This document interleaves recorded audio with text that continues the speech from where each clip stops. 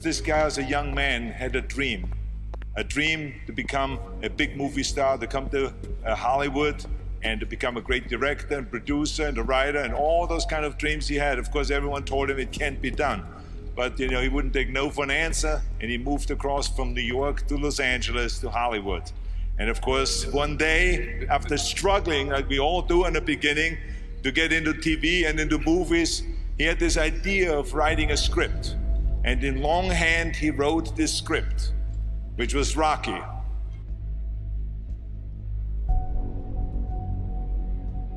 It's all about dreams, and by the way, dreams cost nothing. They're free.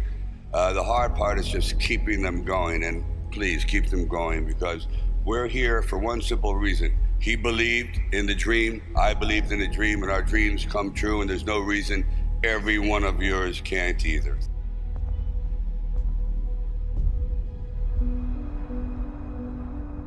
I used to sit in this little apartment, and it was a room. As a matter of fact, the room was so small, I remember I was able to open up the window and close the door while sitting on the bed at the same time. It was like 8 feet by 8 feet by 9 feet.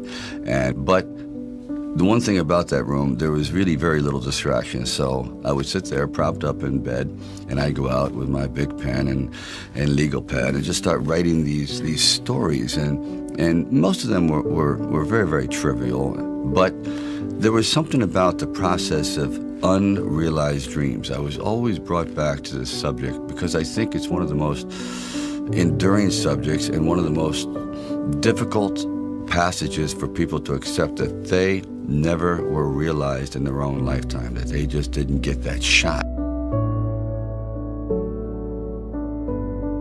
I decided it was a time to come to California, so I went to California.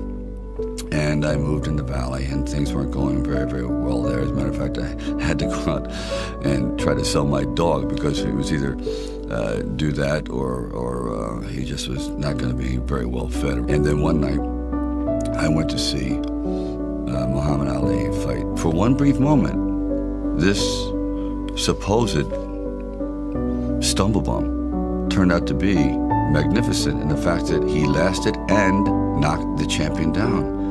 I said, boy, if this isn't a metaphor for life. His entire life crystallized at that moment. He will be remembered for all eternity, at least among the fight fans. He did something extraordinary. I said, now that is probably what I need as a catalyst for an idea. A man who's going to stand up to life and take one shot and maybe go the distance. So I started to write. And it was one of those writing frenzies. And 3 days later, I came up with the script of Rocky. Now, the script by no means was a finished piece of material. It was probably about 90 pages, and maybe 10% of it remained in the final script, but it was done. I first met Bob Chardoff and Irwin Winkler, and I believe I was there on a casting call.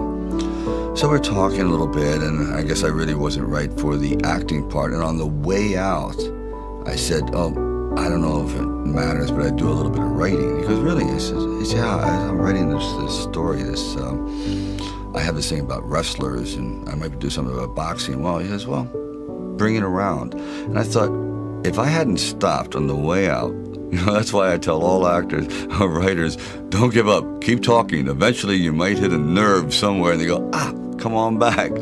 And if they didn't say, come on back, or bring it later and let's see what you've developed, I wouldn't be sitting here.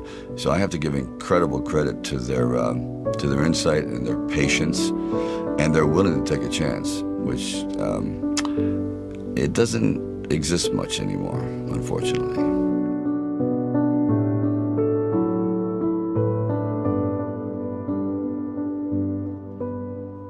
Originally, when I brought the script to them, they were fairly enthusiastic about it. The one thing they were not enthusiastic about was me playing the part, and I really can't blame them at the time. But there was something inside of me that this opportunity is never going to come around. And I really wasn't used to money, and I had no idea of what I would be missing. But the temptation started to come forward. First, it was $25 grand and $100,000. I go, well, I never heard of $100,000 because I had like $106,000 dollars in the bank. And like I said, I had to sell my dog, and things were not looking very, very good.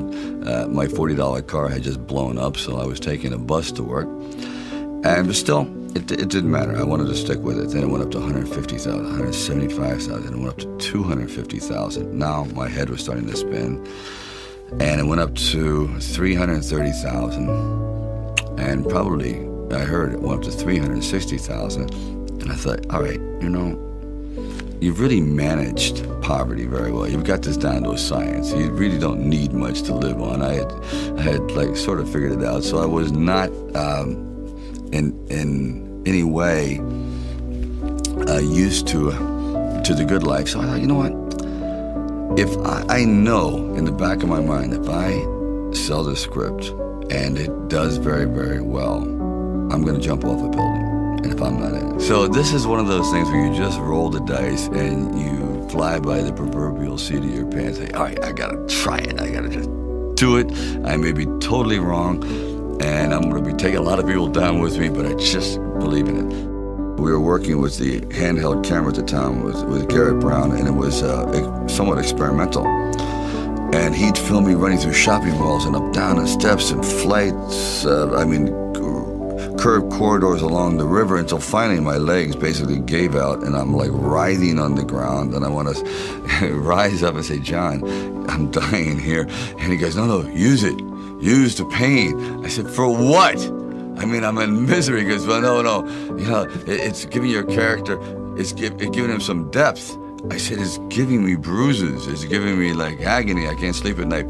Like the scene where we just jumped down and saw this ship along the dock, docked along the pier. And I said, just jump out, run as fast as you can along the ship. And I'm running and running. I said, you know what? My legs are buckling. I'm literally going to crash down here. Teeth are going to go, jaw, face. I'm just going to be ground down to this flat-faced image. Please. And I just barely made it.